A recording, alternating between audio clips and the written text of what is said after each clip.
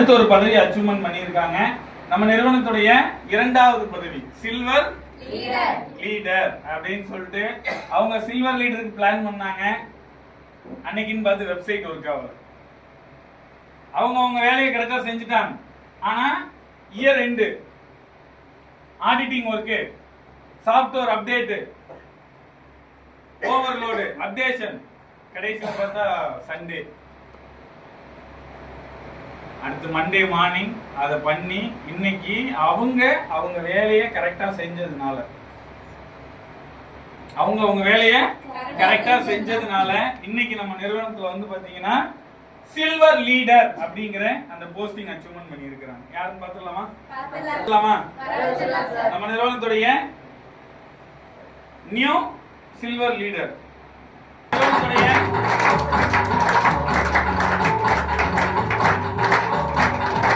பேர் மிஸ்ஸிங்க. நான் அந்த பேரை தான் வேற படிச்சுட்டேன்.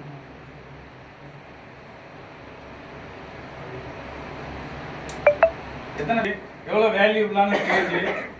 ஓகே, அடுத்து ஒரு 2 பேர் கரெக்டா? பரவாயில்ல, ஸ்பெஷல் கெஸ்ட் மாதிரி இன்வைட் பண்ற மாதிரி ஆகி போச்சு. பரவாயில்ல, எல்லாமே உங்களுடைய ஸ்பீச் தான் மேலும் ஸ்பெஷலாவே மாத்தும். கரெக்டா?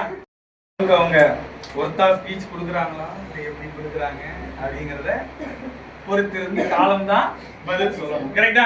பாத்துடலாமா? நம்ம நிறுவனத்துடைய நடந்து முடிந்த வாரங்கள்ல ஸ்மார்ட் அச்சீவர் அவங்களுக்காக இந்த பாட்டை டெடிகேட் பண்ணிடலாம்.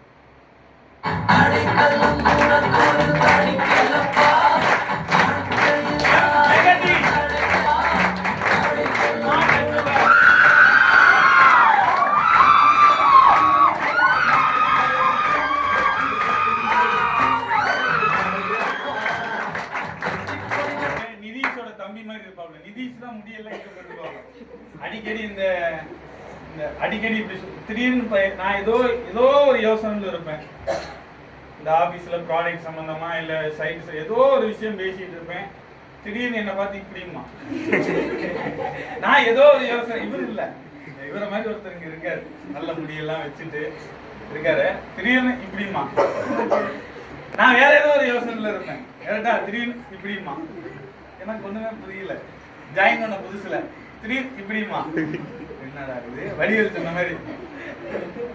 சார் வணக்கம் சார், எத்தனை வாடி சார் வணக்கம் சொல்லிக்கிட்டே நான் கடலை சாப்பிட்றேன்டா அப்படிங்கிற மாதிரி இப்படிமா.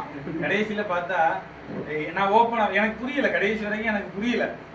நான் பிராங்காவே கூப்பிட்டு கேட்டேன், தம்பி தப்பா நினைச்சுக்காதங்க வா, அடிக்கடி என்ன பார்த்து இப்படிங்கிற என்னதான் கதை எனக்கு புரியல அப்படின்னு. சார் நான் எப்போ சார் பண்ணேன்? நான் அப்படிலாம் பண்ணல சார், நான் அப்படிலாம் இல்லை சார் அப்படின்னா. இல்லப்பா சரி, அடுத்த வாட்டி நான் தான் அப்ப தப்பா புரிஞ்சுட்டேன்ல, அடுத்த வாட்டி கையும் களமா பிடிச்சுக்கிறேன். சரி போப்பா, நான் தான் தப்பா புரிஞ்சுக்கிட்டேன் அப்படின்னு. அடுத்து கொஞ்ச நாள் போச்சு. அப்போ அதே மாதிரி தான் ஏதோ ஃபர்ஸ்ட் ரவுண்ட் பண்ணிட்டு, இதையும் வீடியோ இருக்குறியா, ஃபர்ஸ்ட் ரவுண்ட் பண்ணிட்டு அங்க நிக்கிறேன் இப்படின்னா. இப்ப என்ன பண்ண அப்படின்னு. சார் நான் என்ன சார் பண்ணேன்? நான் ஒண்ணுமே பண்ணலையே சார், வர கெஸ்ட் உள்ளதானே சார் அனுப்பி விட்டேன், இதுல என்ன சார் தப்பு பண்ணிட்டேன் அப்படின்னா. அப்புறம் இல்லப்பா நீ இப்படி நீ அப்புறம் இப்படி எல்லாம் கை வைக்கிற, என்னதான் கதை அப்படின்னு கேட்டேன். சார் அது என் கூடவே பிறந்தது சார்.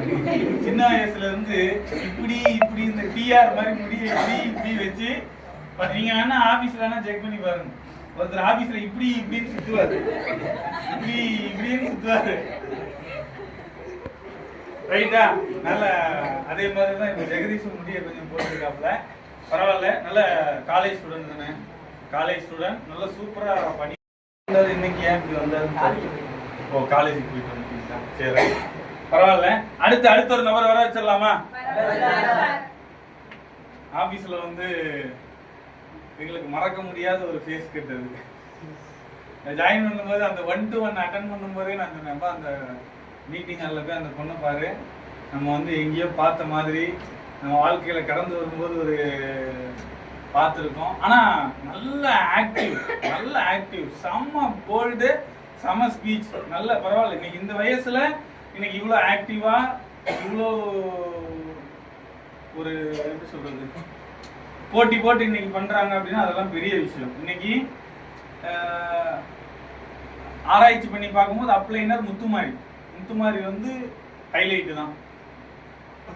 ஜாயின் பண்ண புதுசுல ஹைலைட்டா இருந்தீங்க, இப்பவும் ஹைலைட்டா தான் இருக்கீங்க.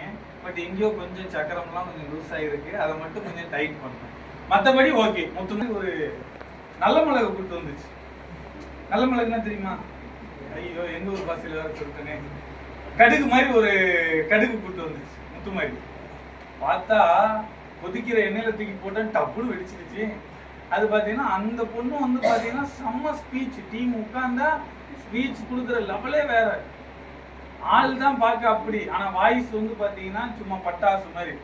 அவங்க தான் யாருன்னா குணசுந்தரி. அடுத்து ஒரு ஆள் குணசுந்தரிக்கு அடுத்து இன்னைக்கு வந்து பிசினஸ், இன்னைக்கு ஸ்மார்ட் அச்சீவர் லிஸ்ட்ல இருக்கிறாங்க. வர வச்சிடலாமா? பவித்ரா, கமான்.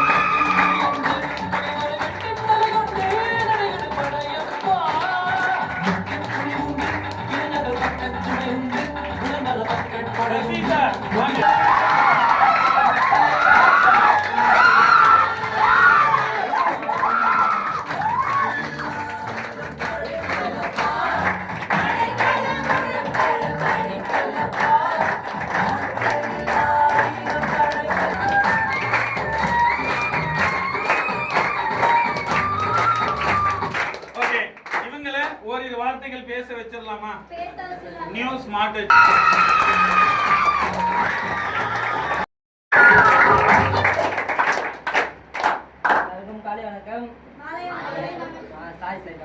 இல்ல இல்ல அவர் உங்களை செக் பண்ணி பார்த்தாரு.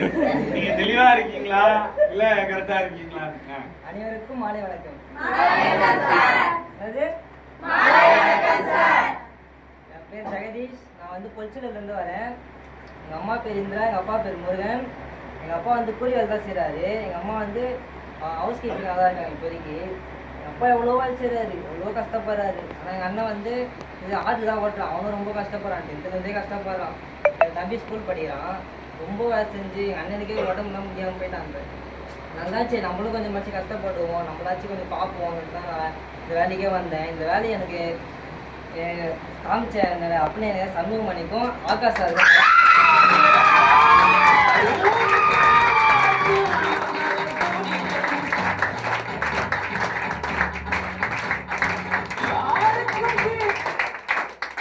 டைமிங் வந்து அதிகமாக இருக்கும், ஆனால் சேலரி கம்மியாக இருக்கும். நான் எக்ஸ்ட்ராவாக செஞ்சுருக்கேன், அதனால் சேலரி கொஞ்சம் கூட ஏற்ற வேண்டிய எனக்கு. சேலரி எவ்வளோனா 6,000 தான் தருவானுங்களே.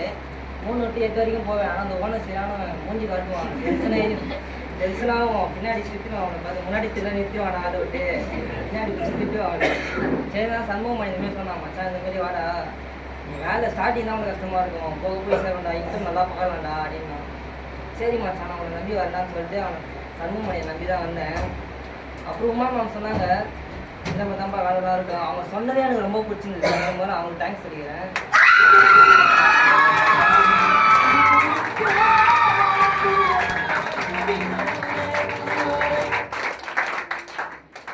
என்னோட வீடு தான் எனக்கு அண்ணனா எனக்கு எல்லாத்தையும் சொல்லி கொடுத்த குரு சார் இருக்கும், சசி சார்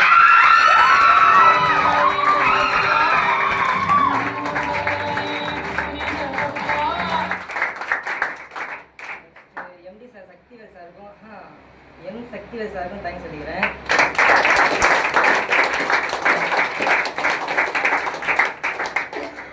சோமு சாருக்கும் ஜெயலட்சுமி மேமுக்கும் தேங்க்ஸ் சொல்லிக்கிறேன்.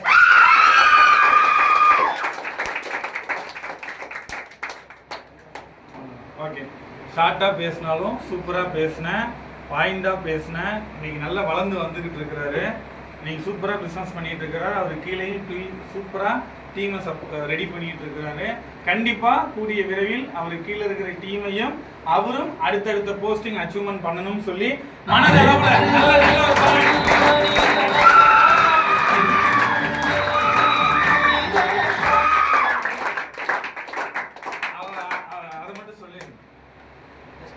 ஸ்மார்ட் அச்சு தான் வச்சிருக்கேன். இது என்னோட தொடர்ச்சி தான். நெக்ஸ்ட் டைமண்ட் அடிப்பேன், அது வெற்றி.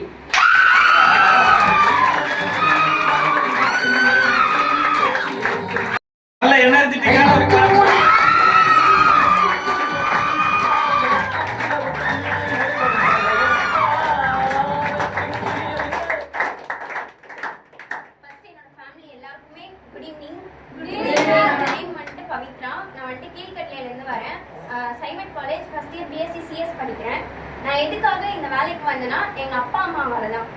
பிகாஸ் அவங்க வந்துட்டு என்னை வேலைக்கெல்லாம் போகணும்லாம் சொன்னது கிடையாது. யாருமே எங்கள் வீட்டில் யாருமே வேலைக்கு போய் ஆகணும் அப்படிலாம் கம்பல் பண்ணவே கிடையாது.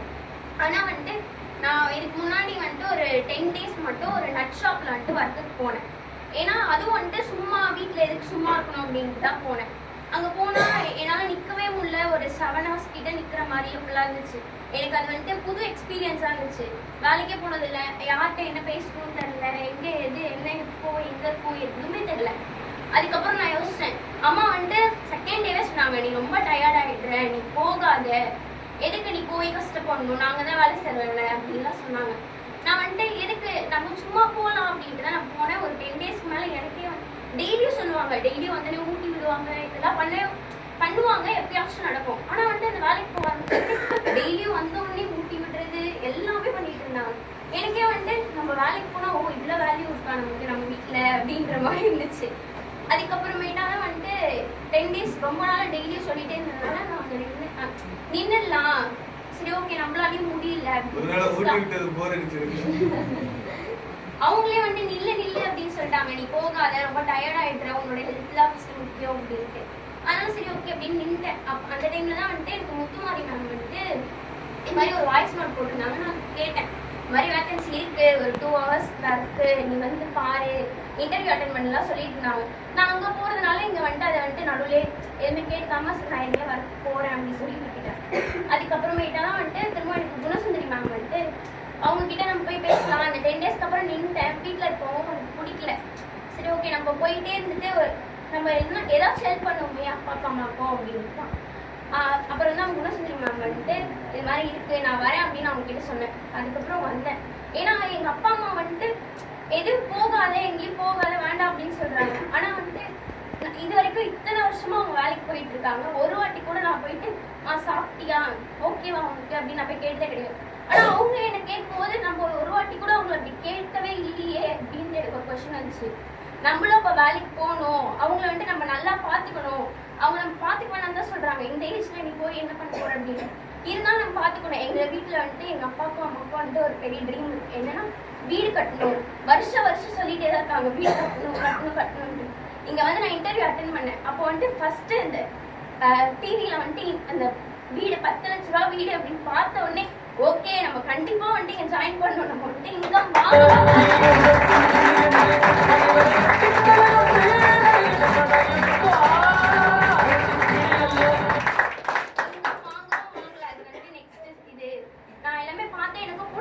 வரும்போது ரொம்ப டவுட்டோடு தான் வந்தேன்.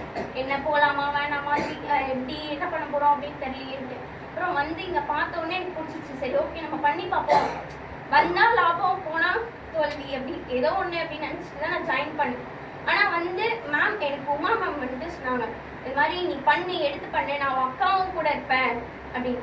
வந்த உடனே அங்கே வாசலில் வந்த உடனே வந்து கூப்பிட்டு வச்சு தண்ணி குடிச்சாமா அப்படிலாம் கேட்டாங்க. யாருமே சொந்தக்காரங்க வீட்டுக்கு போனால் கூட நம்மளை வந்துட்டு ஒரு நாள் அப்படி கவனிப்பாங்க, தண்ணி குடிச்சியா சாப்பிட்டியான்னு கேட்பாங்க. ஆனால் இங்கே வந்து இது வரைக்கும் நான் இங்கே இருக்க 3 weeks மேலே ஆகுது, 3 weeks ஆக போகுது.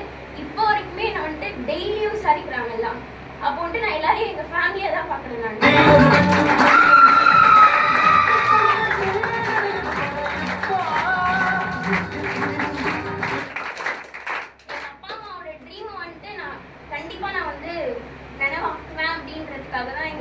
காலேஜ் எடுத்து வச்சிருக்கேன். அதோட ஃபர்ஸ்ட் ஸ்டேஜ் தான் இது. இன்னும் போக போக நிறைய ஸ்டேஜ் நான் போகணும். எனக்கு வந்துட்டு இதுக்கு வாய்ப்பு கொடுத்த சார் சோமு சாருக்கும் ஜெயா மேம், அப்புறம் வந்துட்டு எந்த விஷயம் வந்து நம்ம ஏதாச்சும் ஒன்று பண்ணால் நம்மளுக்கு வந்துட்டு இப்படி பண்ணாத அப்படின்ட்டு கோவப்படுறதையும் சொல்லி இப்படி எப்படி ஒருத்தர் கோவப்பட்டா வந்துட்டு நீங்கள் கோவப்படுறீங்க, அவங்க இன்னொரு வாட்டி பார்த்தா ஐயோ ஒருத்த போய் பயந்து பேசுகிறோம் அப்படிலாம் கிடையாது. கோவப்படுறதையும் ஒருத்தவங்க திட்டுறதையும் கோவப்படாத அளவுக்கு சொல்ல சசி சார் எல்லாத்தையும் வந்துட்டு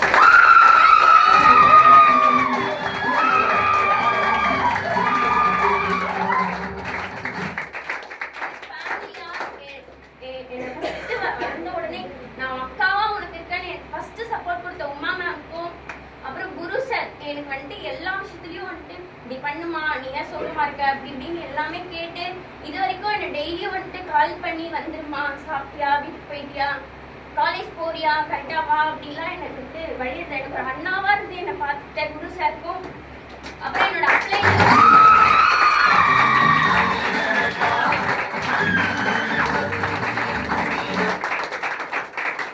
அப்ளைனர் குணசுந்தரி மேம், முத்துமாரி மேம், அப்புறம் குணசுந்தரி மேம்க்கும், அப்புறம் எனக்காக வாய்ப்பு கொடுத்த சார்லஸ் சாருக்கும் எல்லாருக்கும் வந்து நான் நன்றி சொல்லுவேன்.